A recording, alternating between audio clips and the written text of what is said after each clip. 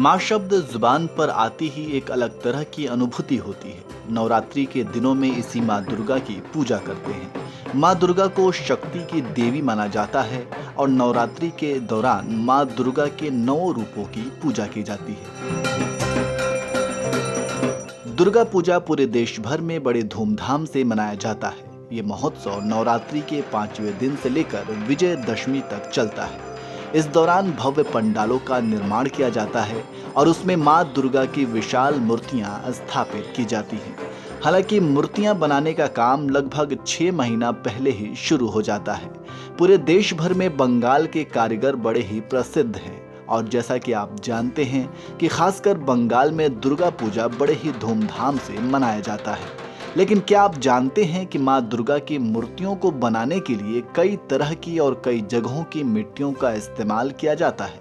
और सबसे खास बात यह है कि इसमें वेश्यालय के आंगन की मिट्टी का भी इस्तेमाल किया जाता है।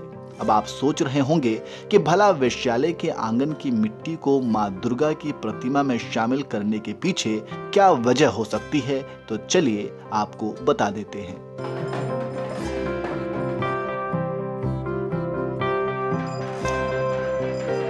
पौराणिक कथा के अनुसार एक वेश्या माँ दुर्गा की बड़ी भक्त थी, लेकिन वो समाज में अपने तिरस्कार से बहुत दुखी थी। तब माँ दुर्गा ने उसकी सच्ची श्रद्धा को देखते हुए ये वरदान दिया कि जब तक उसकी प्रतिमा में वेश्यालय की मिट्टी को शामिल नहीं किया जाएगा, तब तक देवी का उस मूर्ति में वास नहीं होगा।